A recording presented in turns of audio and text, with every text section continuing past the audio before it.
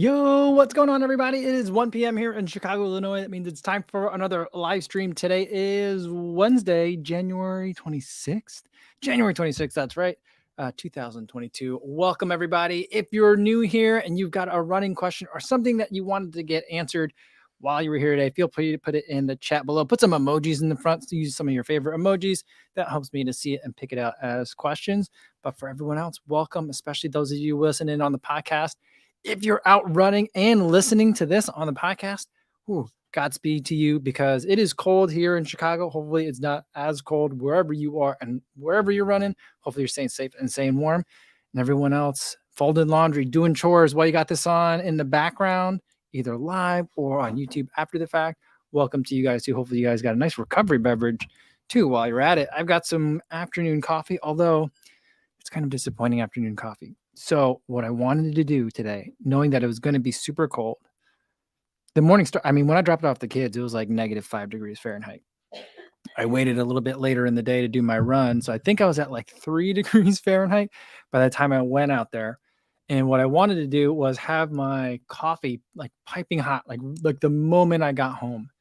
And so I made a coffee and meant to put it in this thermos and just leave it by the door. I made the coffee before my run. I went out for my run. And then when I came back, there was no coffee at the door because I left it like in the Keurig machine with the lid off. So now I have like lukewarm coffee.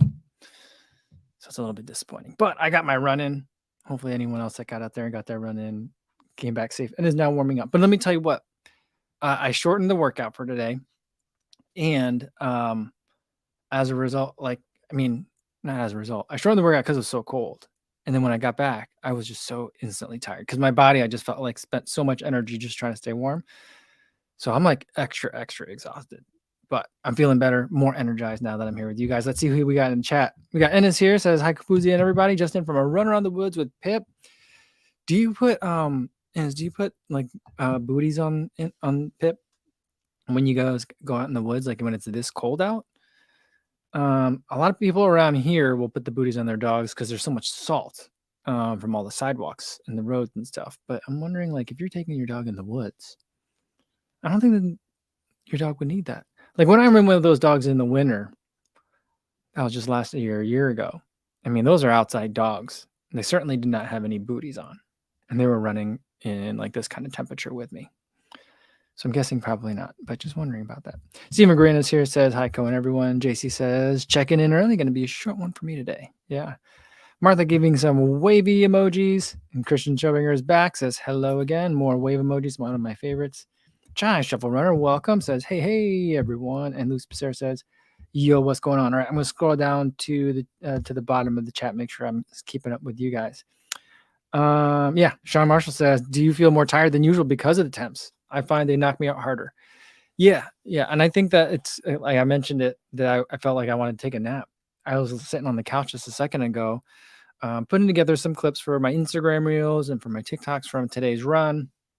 And I was like, it's comfy. I got 2 pairs of pants on right now. I've got some like thin running tights on underneath my pants. So I'm like doubled up on pants right now. And there's like a little bit of compression going on too. So I just got like a nice, like warm hug on my legs, and I'm ready for a nap. I got to tell you, I'm just tired. And I also think it's just harder on the body too. Like my run for today, I switched it up from my normal workout, but I switched it to just running about 10K at a moderate pace. That felt hard for moderate pace. You know what I mean? So I definitely think it affects people. Martha says, tested the Peregrine 12 on a snowy nearby trail, and it's super on snow. Grippy, nice room toe box, nimble, great lockdown. Even at 2 degrees, didn't feel too firm, in my opinion. Speed ghosts were too spongy for me. Yeah. And where'd it go? Someone was saying something about the Peregrine 12, that it's getting a lot of love. Oh, yeah. Sean is saying Peregrine 12 getting all the love. Yeah. I like this shoe. Certainly I thought it felt like a trail Kinvara, but apparently Saucony calls it, like refers to it internally as a trail Kinvara. I don't know if they call it in the marketing copy trail Kinvara, but that's like the vibe I get. But it's got 5 millimeter lugs. So it's got some pretty thick lugs in there too. And I like it. It's a good snow runner for me. My feet definitely like got wet though. Like I would as much as I love having this Peregrine 12 and I love the color of mine, the like the yellow one, I'm like, I kind of wish they would have waited and sent me the Peregrine 12 GTX instead. Because, like people talk about like you don't want Gore-Tex on your shoes because what happens when you run through a puddle, you want the water to drain out. I'm like, that's never my problem. My problem is I've been running through slush and like snow up to like my ankle. And I'm still trying to run. And then after a while of that snow melts into your foot, And so like if I had Gore-Tex, I wouldn't have that problem. I feel like I could run a lot longer in the snow if I had a Gore-Tex version. But the regular version treated me well for over 2 hours in the snow on Saturday, I think. That run might have been an hour and 45, something along those lines. But I'm really enjoying it. And I just saw there was like a deep dive video that Running Warehouse put out. They interviewed the product line manager for the Peregrine 12, and they had got a chance to talk to her. It was beautiful. The video was kind of awkward though, right? Did anyone else watch it? So it's like Connor's there and talking with the product line manager for the Peregrine 12. And like beautiful vista. I'm guessing that's the Running Warehouse like corporate headquarters in San Luis Obispo. Connor's been trying to get me to go out there for a long time. And I'm like, yeah, well, we got to figure out a way to do that. He's like, there's trails you can run in like right outside the office. People go running in the middle of the day all the time. I'm like, cool, let's do it. And I haven't made it out there, but they're sitting somewhere and there's like a beautiful view. They're like on a balcony, a beautiful view of mountains in the background. And then like this giant balcony, and there's like this little couch that the two of them are sitting on, and very close. And I'm like, this just seems a little bit odd. But overall, I really did enjoy the video. It was a good video. You guys should check it out. Someone said, oh yeah, Robin, someone said, yo, what's going on? You found the shirt. Yeah, I finally found this shirt. I bought it. I was so excited about this rabbit performance flannel shirt. And I wore it like every day, like right when I got it. Like even probably when I should have been in the wash, I was still wearing it. I'm like, I love this shirt. And then I was like, I don't know where it is. I think I left it at my mother-in-law's house. Maybe I left it in Connecticut. I don't remember where I put it. It turns out I hung it up and it was with my jackets. So that's why I didn't see it up there. So like, as I was like digging through my jackets the other day, I was like, oh, that's where it is. So I found it. It was exactly where I put it, Luis Becerra says for him, it's a little bit warm there since they have the Santa Ana conditions, 12-mile-per-hour winds and high 60 degrees. That wind sounds not so great, but the 60 sounds real nice. Real nice. Will Willing's getting some light snow, a couple of inches. All right. Look at this picture. You're on a caboose of a train? That's a great picture. Yeah, Shannon's here. Says, hey, CoFamzy, glanced at my watch and realized the time. Woohoo. Well, glad to have you here. Glad you made it. Sean Marshall said, we had a snow day, but really a freeze day. Bus stop temps in the negatives. Yeah. So my sister-in-law was texting my wife. The sisters were talking, and apparently they didn't have school yesterday, and I don't think they're going to have school today either. The dog's over here looking at me. It's okay. The dog's freaking out. He's like, why aren't we concerned?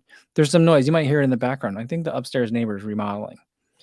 And so there's been like knocking sounds and like drilling sounds and stuff. And the dog's favorite activity is when the phone rings, he thinks that pizza delivery is coming, and he just starts barking. He doesn't wait for the door to knock anymore. He just starts barking when the phone rings. And whenever he hears someone knocking on a door, he'll start barking because he thinks it's pizza. Not that he gets to eat the pizza, but it's very exciting for him when the pizza guy comes. Although these days, the pizza guy doesn't even come up here. We just tell him to drop it off in the lobby and we'll go get it. We do contactless delivery. But yeah, the dog's over here like, how come you're not getting up? But it's because it's just construction noise. Stephanie says, does Chicago ever cancel school for below zero weather? I think it's happened once. It was during like the polar vortex. It was the time I was photographed running by the lake, and like it made it into like a Dutch newspaper. Yeah, that time they closed school because it was just so cold. It was so cold that the internet stopped working. I don't know how that works. But like the internet went out. And so I had two kids home from school, too cold to go out and do anything. And there was no internet. And so we're watching regular TV, and it was my kids' like first time like really watching regular TV. So like the commercials came on, and they were like, Dad, fast forward. Dad, commercials, fast forward. And I'm like, I can't. They're like, why not? here's the remote. I'm like, no, it's not that I don't have the remote. You're watching live television. They're like, what do you mean live? It's like, this is on now. Like, it's being broadcast now. You can't. They're like, we understand. So fast forward the commercials. It's like a long, circuitous conversation. They didn't get it. It took them like the entire day to figure out like commercials. Now they understand, like when we're watching regular TV, they understand that now. But when that happened, like I think it was more than 2 years ago at this point. It was, yeah, they closed school. Linda L says it's a double pants and hot soup kind of day. I did have soup for lunch today too. Yesterday I made a cheesy cauliflower soup in the Instant Pot. I just took the head of cauliflower, threw some water in there, Instant Potted it for like 6 minutes, and then blitzed it with like an immersion blender with some milk and a lot of cheese. It was really good.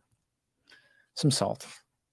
That's pretty much it. I'm trying to think if I put it. No, just salt. Salt, cheese, milk, and the cauliflower. It's gonna have some leftovers for today. I made a lot, so like we'll probably have some for dinner today too. Dr. Josh is here. Says, "What up, fam? Good to see you, Dr. Josh. Hope you're doing well." Eric Paramount did a 20-degree Fahrenheit run for 10 miles in Garden of the Gods here in Colorado Springs. 2 hours. Slow going on the ice, snow, and some of the technical stuff with 1,700 feet of vert. Ooh, that's a big run. That's a lot. 700 feet for 10 miles. That's a hilly run. Especially if it's technical. And with the snow, I'm sure it makes it even worse. Yeah, I mean, like, I in the Midwest here, I deal with a lot of snow, but like where I am, it's snowy the day it snows. And then after that, like it's plowed and salted. So like I just deal with like really gross, like black and gray slush, right? It's been a long time since I had to deal with like, well, I guess in Iowa I did have to deal with it too. That was fun though. That was really different. But I guess it's been a year since I've had to deal with like that kind of. But even then, that was very new to me. I hadn't had a lot of experience with that. Then that was like trail shoes every day for me, even on dirt roads and like pavement.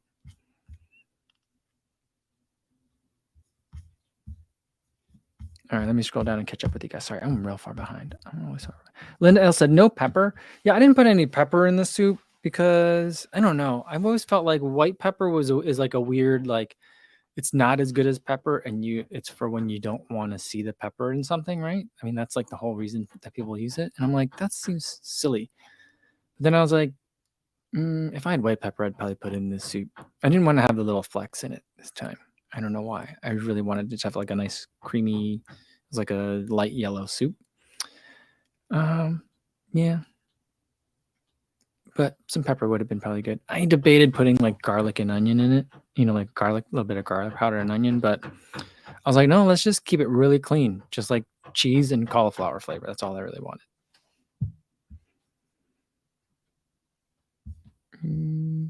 David Sinclair said, just started marathon training this week for Edinburgh.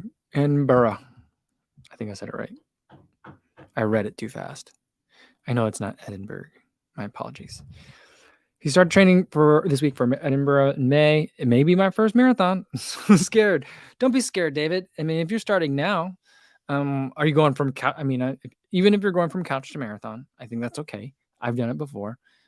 Be careful. But I think you'll be okay. If you're starting now, end of January, it's in May, February, March, April. You got 3 months. Yeah, you'll be fine.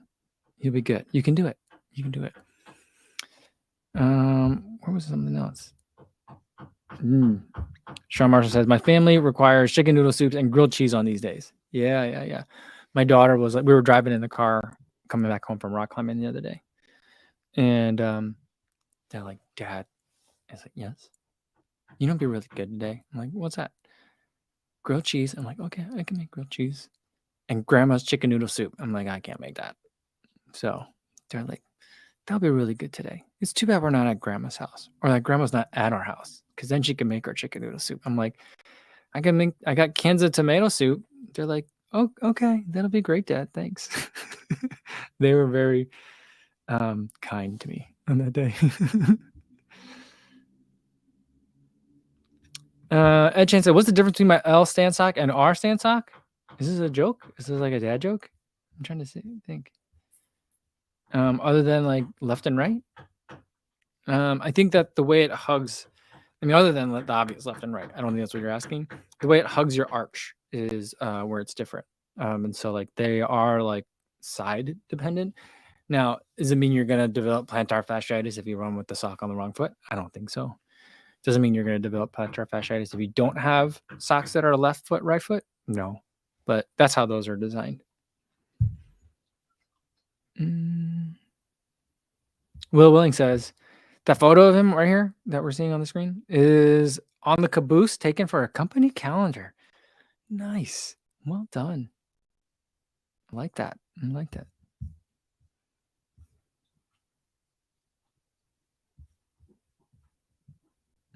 Seb says, today was the first time I did a quote unquote real run with my 7-year-old son. 2.5K. He wants to do kids race at our local marathon. Proud papa here. Awesome. That's a cowbell. That sounds like it's a long run PR for your son there. So 7 years old and 2.5K. That's a good run. That's a real good run. So yeah, I think that, I mean, how long is the kids race going to be at the local marathon? It's not going to be longer than 2.5K, probably, depending on the age. And 7, it might be long. It might be 3K, but probably not, right? I'm not, trying to think. We've only entered our kids in one race before, and I think it was 2K for like the middle of the age, not middle aged, but like I think like 5 to 9, it was like 2K, and then it was something else for like the 9 to 13, and then under 5, it was like a 1K, and then the parents could walk too. And the parents could do it for all of the races, except for the 9 and up, I think, something like that. Yeah.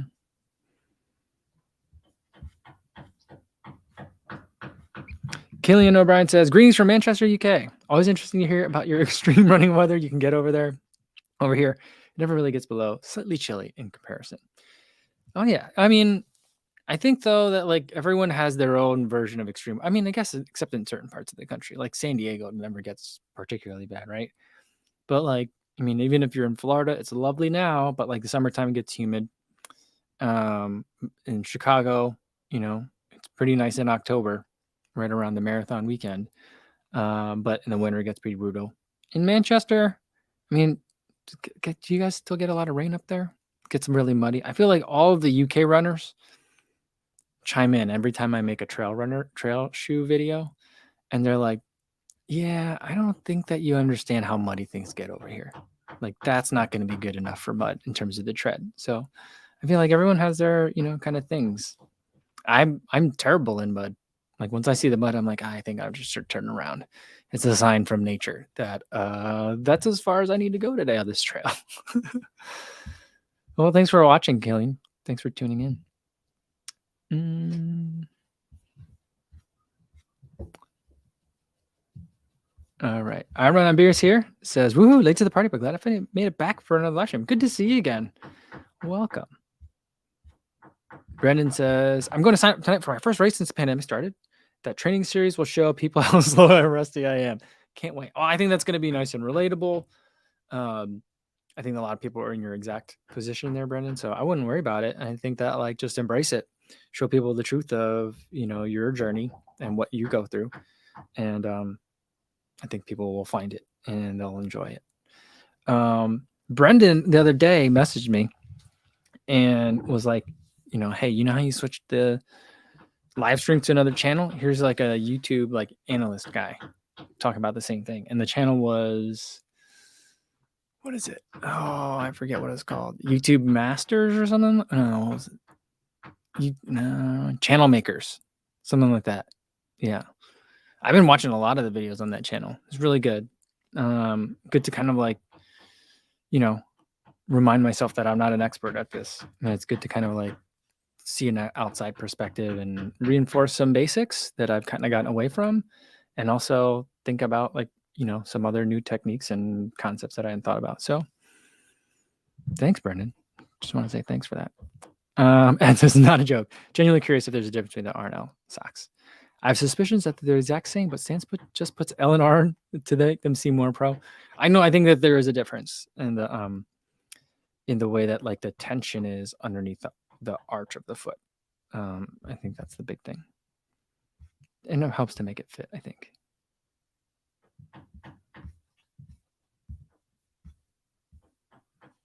Killian says, in terms of Manchester, yeah, oh yeah, rain aplenty. I love it. Thanks. Oh man, that's funny. All right. And it says he's checking his socks for the left and right. He checks his underwear socks. The toe box is shaped, making a left and right sock difference. Yeah, I don't think that the stance socks are that different in terms of the toe box. I think, but like if you look at the way that the stitching is in the middle of the sock, like the middle of the foot, it's definitely looks a little different. But I mean, other than in Gingies, I don't think maybe I haven't looked at my socks close enough. But I don't think I've ever noticed like a big left and right difference. Now I'm gonna look at all my socks a lot closer next time I do the laundry. Eric says about the mud. I love trail running, but I detest mud. That's why I don't work or do field work in the tropics. Give me high and dry every day. Plenty of my friends are mud hogs. Yeah, I just it's as much as I like running through water, I just detest getting in the mud. I'm with you, Eric, on that one. I suppose like I just got to get used to it. Like if I have a race where it's just like you're gonna be in it, then I might kind of like, okay, fine, it's not bad. But like the sound of it, I don't like. The feel of it, I don't like. The cold of it, I don't like. I don't know. It just seems unpleasant. And then like it just slows you down and makes everything harder. Yeah.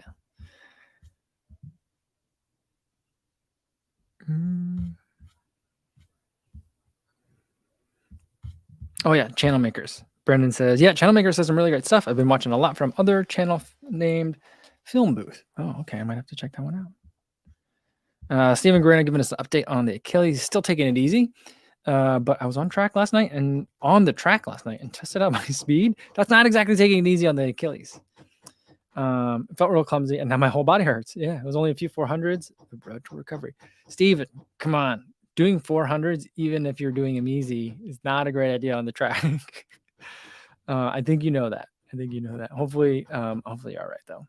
Hopefully, it's just a matter of like you haven't done speed work in a while, but take it easy on yourself.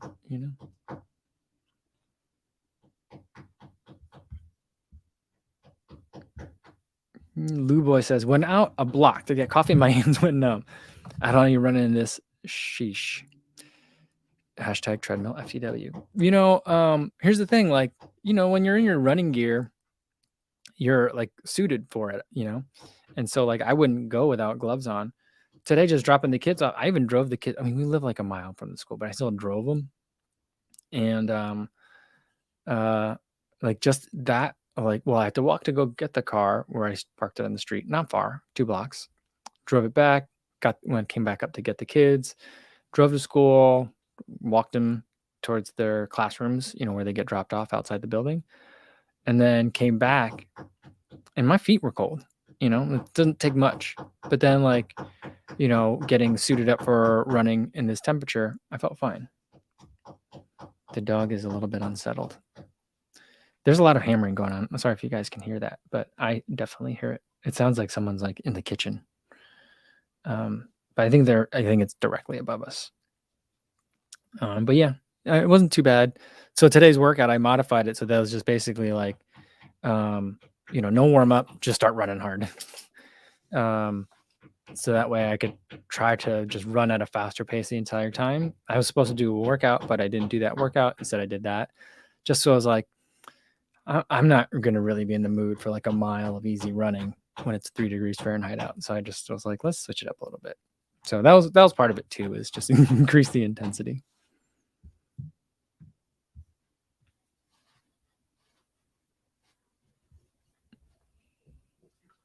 Stephen Grana says, anyone else started running 10 years ago at a size 10 shoe. Then a few later, size 10 and a half. And now I'm a size 11. Anyone else feet still growing or shrinking? Do you think that your feet are changing shape? I mean, I know like my wife says that she used to mention that like women's feet change shoe sizes if they spend more time barefoot. I don't know if that's an old wives' tale or something that this is actually true.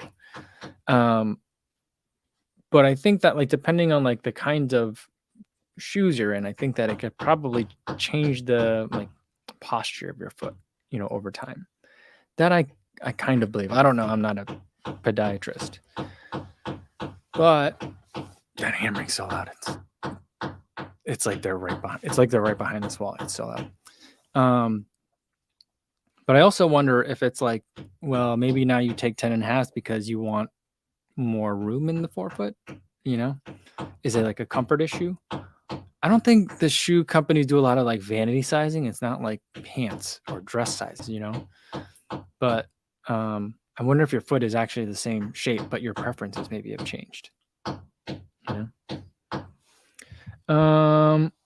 Lou Boy says, what's your favorite coffee spot in Chicago? I don't really have a favorite coffee spot. I used to, I don't know if it's still there. Downtown. I mean, not that downtown coffee spots are going to be great, but like if I had like a bunch of meetings and I had like 20 minutes between a couple of meetings, I didn't have enough time to go back to the office, I would go to the Lavasa downtown. I don't remember where it was, but it was like east of Clark Street a little bit. So I used to go there. They used to have a really nice caprese sandwich. They also have a nice, prosciutto ham sandwich that was really good back when I ate meat. But that was one I used to go to a lot. Trying to think of where I don't really spend a lot of time in coffee shops anymore. Yeah, very boring answer. There is a new coffee shop that opened up around the corner. We pass it every day, and my daughter really wants to go. But like community spread numbers were real high here in Chicago, so we're like, maybe in a little while. Things are much better now, but so maybe we'll go soon. But it's a new coffee shop called Bay, BAE Coffee Shop. And everything in there is pink and has like sequins, glitter, and like disco balls all over the place. And she's like, Dad, don't you want to go in there and have a coffee? And I'm like, yes, of course I do. And she's like, maybe we can go together sometime. So she really wants to just go in there and sit, I think, because everything's like pink and fluffy. So that's probably someplace we'll be checking out soon. Brandon Lewis wants to know, is it worth it getting waterproof socks? I don't know. That's a good question. I have multiple pairs of waterproof socks. I love the idea of waterproof socks, but the waterproof socks that I have are very thick. Like I'd have to be able to wear them, I'd have to size up running shoes. And I just don't like that. That's one of the main reasons I don't like aftermarket insoles either. Because a lot of times you gotta change the size of the shoe that you're buying in order to make it work. So I have a company that said that they just reached out to me. They have waterproof socks, like hat and gloves, that they're like, we'd like to send these to you. And I'm like, I've never heard of you guys, but those socks don't look very thick. So send me some. So if I could get like a thinner pair of waterproof socks, I don't know if that's possible, then that might be something I wear all the time. But right now, as far as the brands that I've tried, I don't think that they're worth it.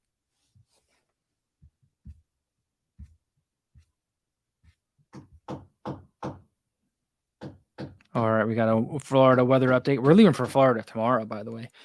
So just an update. There will be no live stream on Friday because I'll be in Florida. I'm not sure what my schedule is going to be. So Thursday will be the last live stream for the week. And then probably won't be one on Monday either because I think Monday's our travel day. I'll remind you guys tomorrow. But yeah, so we're going to go to Florida tomorrow night, be there for a long weekend. David Warboys comes in with the update. 41 degrees in Southwest Florida on Monday morning. Still got out there. LOL. Well, good on you. I mean, that's really cold for Southwest Florida. That's a surprise. That seems very cold. But I remember hearing all those stories back when Florida used to be a bigger orange producing state. I think you guys still grow a lot of oranges, but not nearly as much as it seems as it used to. When people were very concerned about frost. So it does get cold enough in Florida. And if it's normally like 60, 40 is like brutally cold, right? Stevie 76. A man in a pile of mud begin to race. The mud won by a landslide. There we go. I need to get a better rim shot sound. I like that one, but that one's not okay. I need more like reverberation on the I need more vibration, I guess. A longer cymbal sound on it. But that was a good one. I like that. Mud won by a landslide.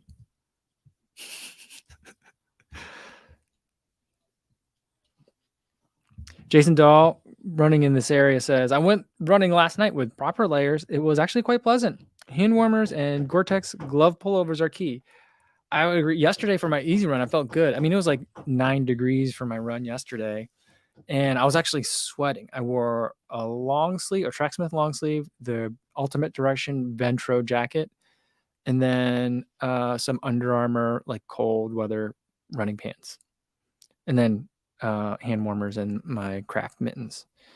And I felt great. I was sweat. I had a balaclava and a hat on, so I had like doubled up on the head, and I was great. I was in fact sweating, except for like the little part on the balaclava that's open. That part, like the wind would hit it, and it would just like pierces. So cold. And I think what I realized is I think that I'm just not running fast enough to be able to run with goggles, because then like with the heat kind of slowing down as it comes out through the balaclava, it just collects on my goggles, and even like fog proof goggles will fog. I'm not like going to be able to solve that situation, I think. So I just can't run with the eyes, the bridge in the eye, like the sinuses. That's always going to be my weak point when it comes to weather running.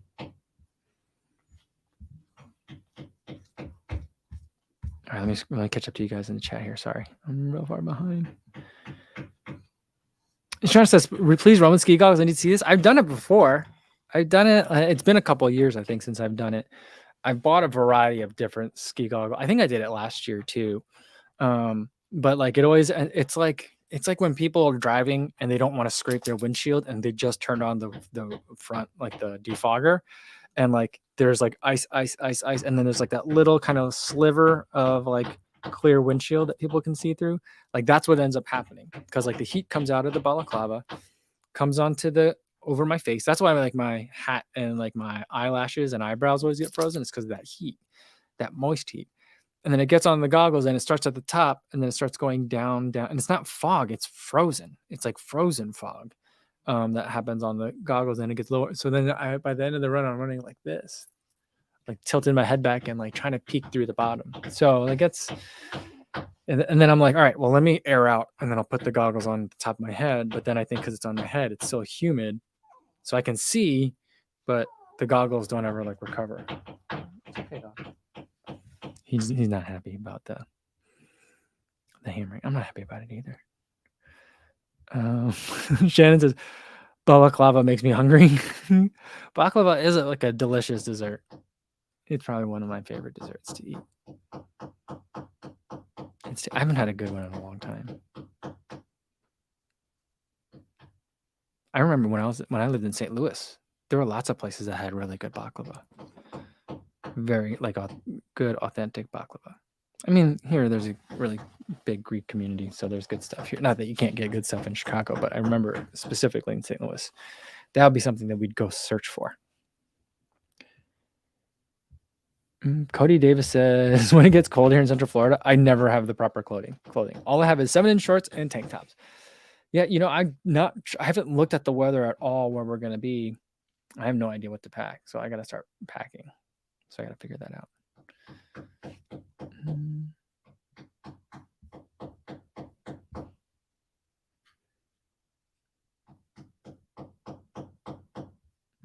Shannon says, I never knew what the fancy term for Co's hoodie thing was. Houndstooth? That's what the balaclava thing is called? Houndstooth? And all the design terms are beyond me too. What? I've never heard of houndstooth before. I just thought it was balaclava. Whoa.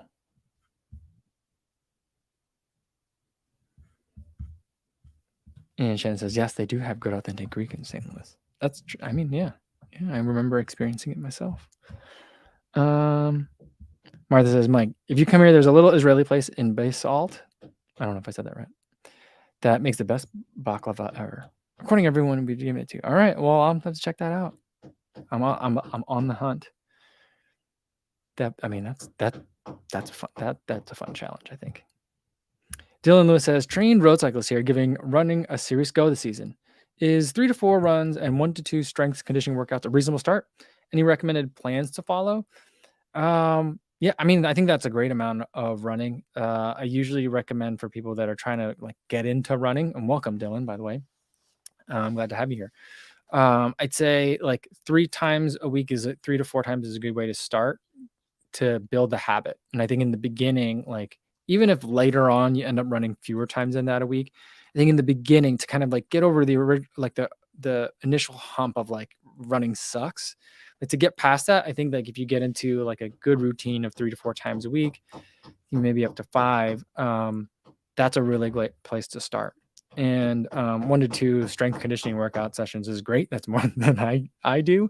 But I think that'll also help, that helps with a lot of the stabilizer muscles that I find other ways to try to work out, but I think that I really could do better on that.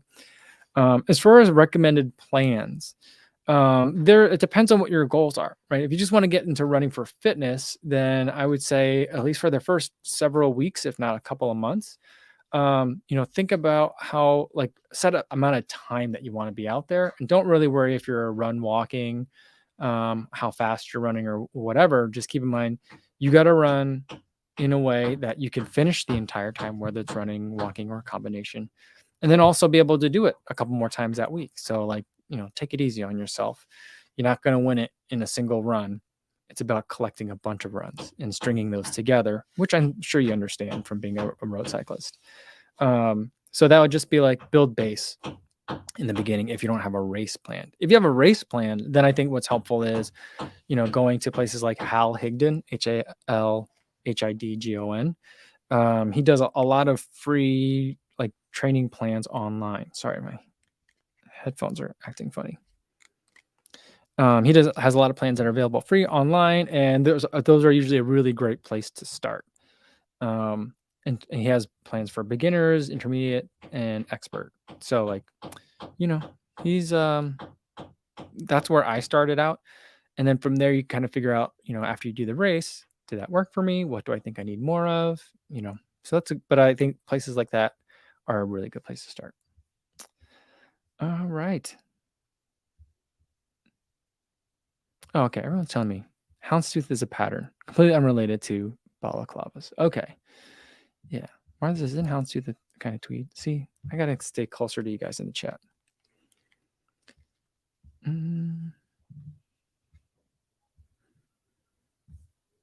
Martha says, houndstooth is better than shark teeth. Oh, that's funny. Stephanie wants to know, has anyone run March Madness half in Cary, Illinois? I heard it was a good hilly course. I mean, I don't really think of good, hilly, and course are 3 words that go together. But I have not run that one before. But maybe someone else here has. We got some locals in here, Stephanie. Brandon Lewis says, how hyped are you for the streak fly? I'm not that excited for the streak fly because I don't really run 5Ks and 10Ks. I was actually listening to a podcast by Tracksta this morning on my run. I listened to part of it on my run. Then once I started needed to working a little harder, I was like, I can't listen to podcasts anymore. I need music. But when I was listening to podcasts for the run, he was talking about it, and he's like, I'm not sure what to do with it. And his opinion and mine are kind of like first take, not having run in it yet, seeing other people having run in it. I think our opinions are kind of similar, at least at the outset, where it's like, it's supposed to be for 5Ks and 10Ks. You know what is also really good at 5Ks and 10Ks? The next percent. And so he's like, why would I run in the streak fly if I also really like running a 5K or 10K in the next percent? And the next percent might be easier on my body. Which I think makes a good point. But I also think that I don't know what Tracksta's running history is like. Though from me coming at from a marathoner's perspective, I'm guessing the 5K guy probably is like, oh, I know a huge difference between a streak fly and a vapor fly. And finally now there's a super shoe for me. So I think that there's going to be a big population of runners that are being finally a super shoe for me. And I think that's, we're going to see a lot of that this year. We're already seeing it with the Takumi Sen. And so I'm excited for other runners to run in the streak fly, but me personally, I like the, the Zoom streak. I thought that was a great shoe for racing 5Ks on the road. And so I feel like this is the next generation of that. Pretty cool. Well, I'm not even sure I'm going to get it, but I don't know when it comes out. I think it comes out in the UK first. I think you guys get it this week. And then I don't know when it comes out in the US. So Vincent is hyped. Look at that. Vincent's like, I'm hyped, Brandon. There we go. Stephanie says about that March Madness half. She's trying to embrace the hills to prepare for Boston. You know what's funny is like I hear a lot of different opinions on it. Some people are like, it doesn't matter how hard you train, you will not be prepared. And other people are like, just enjoy the downhill, and then the uphills aren't so bad. I didn't even like so many people that I've heard on podcasts lately are like, frankly, I don't even know which hill is Heartbreak Hill. I don't know if that means like all the hills are really terrible or like Heartbreak Hill isn't as bad. I have a feeling it's probably all the hills are terrible. But yeah, there's a really wide variety of ways that people are prepared for Boston. I think it's pretty fascinating. Jennifer wants to know what buddy's. I don't know where he went. Oh, he's over by the couch. I don't know what he was doing over there. Lately, if we leave a blanket on the couch, he'll tug it down and pull it down so he can lay down on the blanket. He's not allowed on the couch, and so and also I don't know if he can jump. I don't know if he's capable of jumping up there anymore. So he might have just pulled a blanket off the couch. I'm not sure, but he's looking at me like, "What is happening? How come you're not fixing this?" He's a little bit disoriented, I think.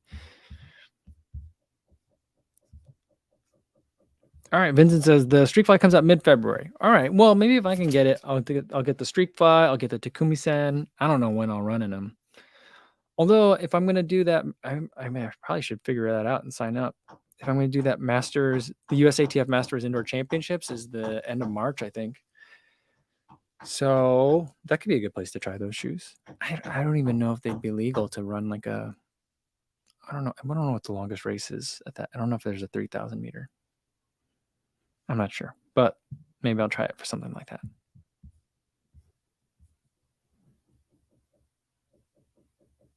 Tracy says about all the hills in Boston, they are all terrible. And Martha says the only hill that bothered me was Heartbreak Hill. It's also mile 21, so you just had to deal with it. Yeah. Oh man, that's funny. Yeah, Martha says Heartbreak Hill running company is at the start of Heartbreak Hill. I almost took a side trip to look at the shoes. I feel like now at this point, Heartbreak, the running company is getting so big that, and they have a store right at that location. So I'm like, that's how I'll know. If I can't tell from the hill itself, I'll know because I'll see all the people. I mean, I guess there's a lot of people all over the place, but I'm imagining they'll have like tents and stuff every year. Chris says, any word on the Peg 39s? If the leaked photos are accurate, I'd be interested. First Peg since the 36 Trails. I haven't heard anything, but I don't spend a lot of time on like the rumor mill message boards anymore. Not that I did a lot before, but I used to like be very interested in photos when they would appear, and now I'm just like, I can wait. But I don't know. I'm very hopeful for whatever the 39 brings, that it can kind of like resuscitate it's taken a little bit of a turn. It needs to get back on track, I think.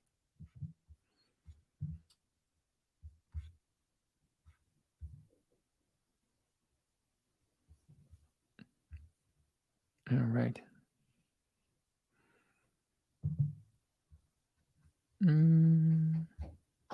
Martha says, note that the store is at the bottom of Heartbreak Hill. See, I thought it was at the top. I didn't know it was at the bottom. But she says it should be at the top, so you can get over it and then go inside.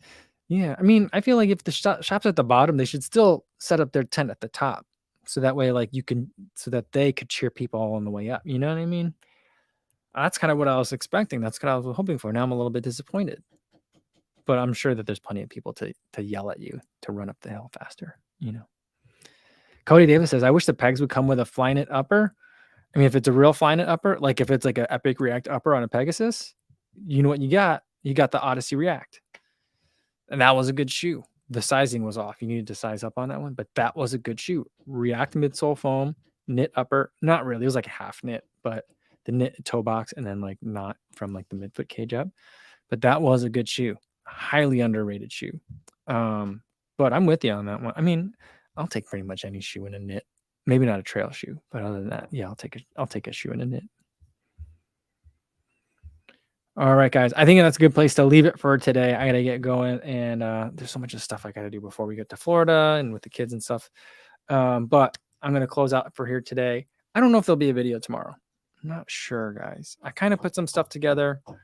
Whether it becomes a video, I'll have to kind of take a look at my footage to see if I like it or not. So there may or may not be a video tomorrow, but we'll have one more live stream happy hour tomorrow. I'm gonna try that weird layered superfood creamer, that coconut stuff. So we'll give that a shot for happy hour, bring you our favorite recovery beverage of choice. And can't wait to talk to you guys tomorrow. Same time as today, 1 p.m. Central Time. Hopefully I'll see you then. In the meantime, be warm and safe out there, everybody. Thanks.